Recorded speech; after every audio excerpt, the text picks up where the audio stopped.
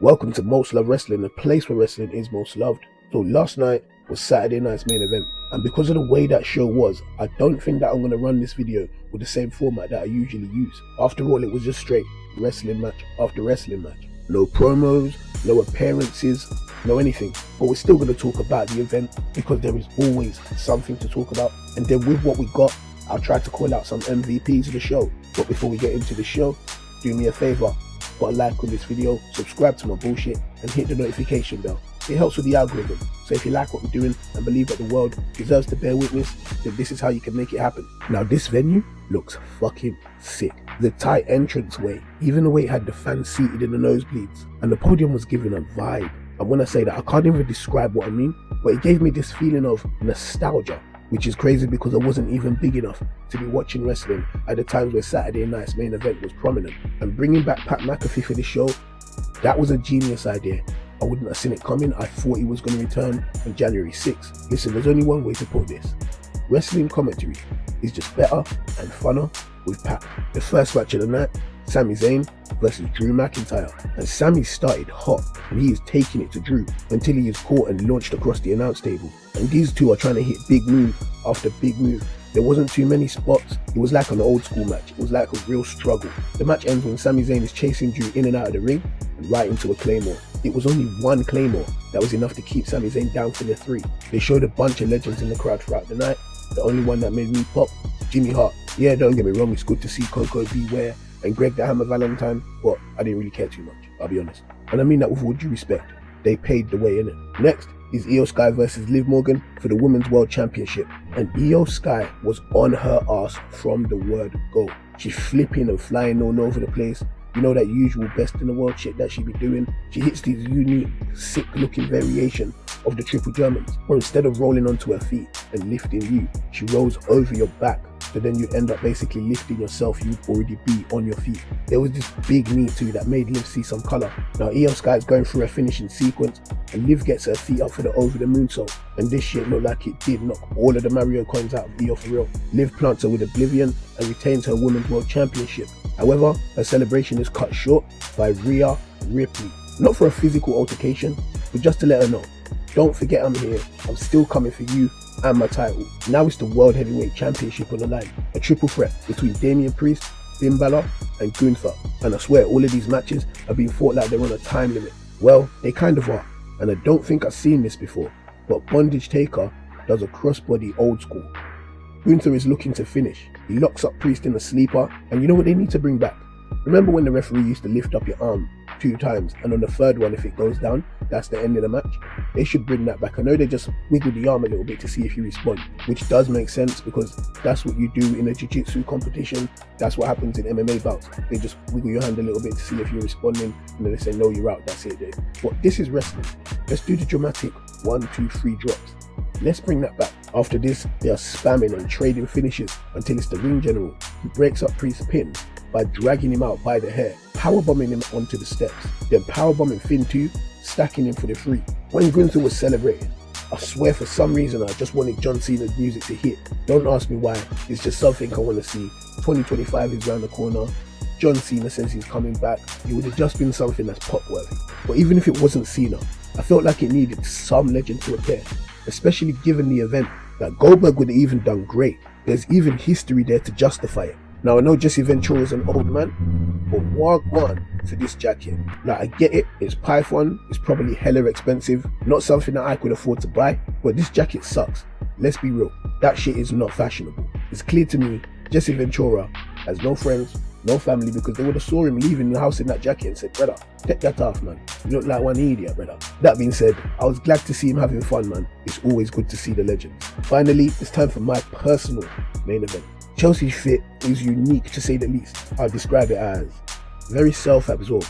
Both of these women are former TNA Knockouts champions, as mentioned by Michael Cole. But hold on, 4 matches and 0 knockouts is crazy.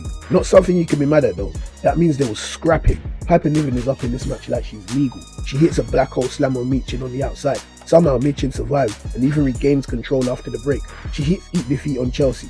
A shoddy looking Eat Defeat, but still Eat Defeat. And Chelsea had the wherewithal to get her foot on the rope. After more interference from Piper, Chelsea comes with this unique counter right into an unpretty her, and she becomes the inaugural United States champion. Listen, thank God that Chelsea is finally getting her due.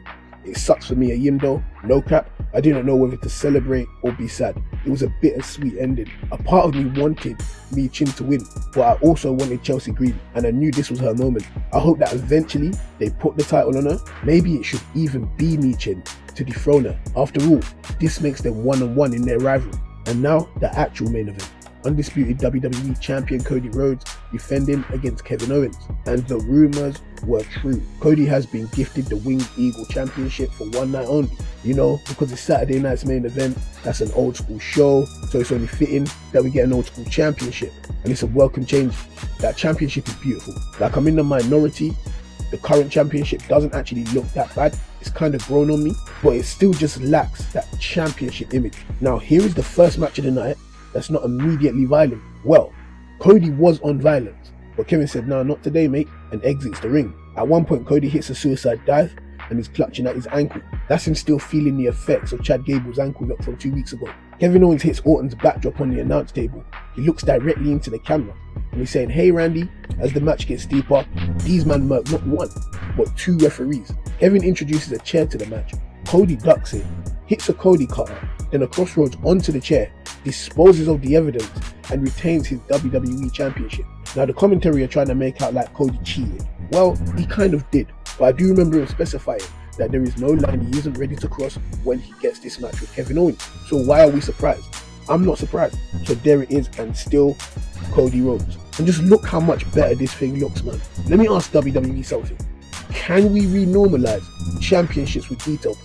Please, I don't want this only for one night, but that being said, I'm not sure how it's done. I haven't seen that part of the footage. I've only seen the footage where Kevin Owens is confronted by Triple H, so I'm not sure how. But Kevin Owens rocks up Cody Rhodes and then commandeers the Winged Eagle Championship. And I think this is how we maintain the championship's on-screen presence, because it was Cody and Triple H that had a deal, not Triple H and Kevin Owens. Kevin Owens has gone rogue. Kevin Owens can do what the fuck he wants, and hopefully what he wants is to steal the championship, and most importantly, walk around with it. And it's funny that he did that, because in my SmackDown review, I said he should have stole the Undisputed Championship from Cody Rhodes, just to add a little bit to the story when we see Cody Rhodes walking out with the Winged Eagle title. Now, as for the show itself, it had very good wrestling. No match was too long, no match was too short. There wasn't anything drawn out. It got straight to the point. All the matches was fast paced and it was very entertaining. I like this, when you can fulfill the match without it being a 30-minute banger. And as we already know, it had decent storylines coming into it, some of them great. But here's the thing, I just felt like besides the matches and all the clean cut victories, nothing happened. No legend, no appearances, no story development, no great moments for you to go away and talk about with your dogs. It was just wrestling. Well, for the most part, because we can't forget about Piper Niven basically turning that match into a handicap. Which brings me to Chelsea Green. She was really the only exciting thing about this event by the time it closed. And even then, all we can do is celebrate that she won and that they decided to go all the way with her. And yeah, we can now think about the possibilities now that championship is in play. But that's all this event delivered. Now, I'm not saying it sucked or anything. I'm just saying that you should have brought out a significant legend. Have a moment with them. Create something memorable. But what can I say? It's December. I should really just be grateful that we got this in the first place. Now we'll do the MVPs because that's pretty much my gimmick. And I feel like it's kind of easy. In 5th place, I'm going with the World Heavyweight Champion, the Ring General, Gunther. Reason being, if you follow his storyline, he's having problems with his confidence because he has been unable to get the job done by himself. He got the job done by himself and he got it done emphatically and he got it done with dominance. In 4th place, I'm going to go with Michin. Good match to kick off the United States Championship. She was one half of the formula to make this happen. I'm glad that she got all the way here. I'm glad that she got kind of a PLE appearance in a singles match. I don't think that's something that she's achieved before. So even in a loss, I'm glad that she got her flowers. And I wanted to keep her up there as one of the premier people in the United States Championship scene. In 3rd place, I'm going to go with the undisputed WWE Champion, Cody Rhodes. Listen, the name of the game, make people talk. People are thinking that he may have cheated. I don't see it as cheating. He didn't bring the chair into the match. Kevin Owens did. You reap what you sow. And I think that whilst it was short, the work between these two men was great. And of course, he retained his undisputed WWE Championship. In 2nd place is his challenger, Kevin Owens. Now, he probably wouldn't have been on this list, or at least he would have probably been lower down if he didn't attack Cody Rhodes, get into a shoving contest with Triple H, and then leave with the Ring Eagle Championship. And apparently Cody Rhodes was wheeled out or put on a stretcher. I haven't seen this yet. I've only seen him with the championship and the shoving match with Triple H. And not to mention the body drop on the table, looking directly into the camera and saying, "Hey Randy," like he's fucking mocking it. And as I've been saying, KO is currently doing some of his best heel work. And number one, the MVP for me, and I think this is the first time I've ever even had her on one of these lists, the inaugural Women's United States Champion, Chelsea Green. She's the only thing of real significance that took place here tonight, at least of the stuff that was televised. Yes, people retaining their championships is great, but if I'm going to be honest, I knew who was going to win all these matches. I didn't need to think. I got all my predictions right, by the way. The only thing that I didn't predict correct was that it would be Tiffany getting beat by Chelsea Green instead of Michin. So it was a very predictable PLE, but this is the only match where I feel like they could have gone either way and it would have still made sense and it would have still been fun. And I feel like we would have all been happy with the result, even if it was Michin that walked out there. So her walking out as champion, giving us something to talk about in a fairly decent match, I feel like that gives me the right to put her as the MVP of the show. Plus, whilst we're giving her flowers, let's just give her all the flowers. Why not? So congratulations to Chelsea Green on being the MVP of Saturday night's main event. If you think that I'm bugging and you would have changed these people around or even had somebody else on the list and kicked somebody else off, let me know down in the comments. And what do you think about Kevin Owens stealing the Winged Eagle Championship? Well, that's all I got for you today. Thank you for listening to my bullshit. Don't forget to leave a like. Remember to subscribe and leave your thoughts in the comment section down below.